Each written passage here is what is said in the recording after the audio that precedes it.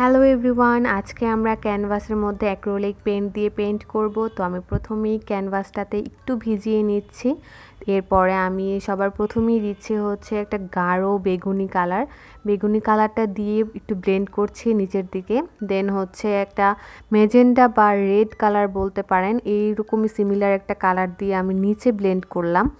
এরপর একদম নিচের দিকে হচ্ছে হলুদ কালারটা দিয়েছি, আর হলুদ আর লাল কালারের মধ্যে ব্লেন্ড করার জন্য মাঝে আমি দিয়েছি সাদা কালারটা দিয়ে আপনি খুব সহজে ব্লেন্ড করতে পারবেন। এরপর টেপটার নিচের দিকে আমি আবারও হলুদ কালার ইউজ করছি। হলুদ কালারটা আস্তে আস্তে করে নিচের দিকে ব্লেন্ড করব এবং আবারও রেড কালারটা ইউজ করছি। রেড কালারটা দিয়ে আমরা আস্তে আস্তে নিচের দিকে যাব। পরে হলুদ আর লালের মাঝে আবারও আমরা সাদা রঙটা ইউজ করব খুব সুন্দরভাবে ব্লেন্ড করার জন্য। আর ব্লেন্ড করা শেষ হয়ে গেলে একটু শুকানোর পরে আমরা বাকি কাজগুলো শুরু করব। ব্লেন্ডিংটা অনেক বেশি ইম্পর্ট্যান্ট। এরপর হচ্ছে আমরা গাছ আঁকবো।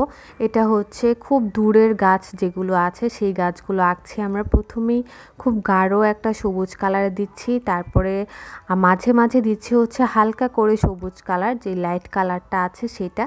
আর মাঝে আমরা সূর্যের জন্য জায়গা রেখেছি। এখন আমরা হচ্ছে এবার কাছের যে গাছ আছে সেটা আঁকছি। এটা হচ্ছে একটা ঝাউ গাছের মতো এঁকেছি। এটাতে আরও বেশি ডিফাইন করার জন্য পরে আমরা আরও কালার ইউজ করব। আর এখন আমরা সূর্যটা এঁকে নিয়েছি। সূর্যটা আঁকার জন্য প্রথমে হোয়াইট কালার ইউজ করেছি, এরপরে ইয়েলো কালারটা ইউজ করেছি। এবার ঝাউ গাছগুলোকে আরও ডিফাইন করার জন্য প্রথমে ব্ল্যাক কালারটা ইউজ করছি। ব্ল্যাক কালার দিয়ে হচ্ছে এর যে ডালপালাগুলো আছে ওগুলো ডিফাইন করার ট্রাই করছি। এরপরে ব্ল্যাক কালারের উপরে আমরা গাঢ় সবুজ যে কালারটা আছে সেটা ইউজ করব।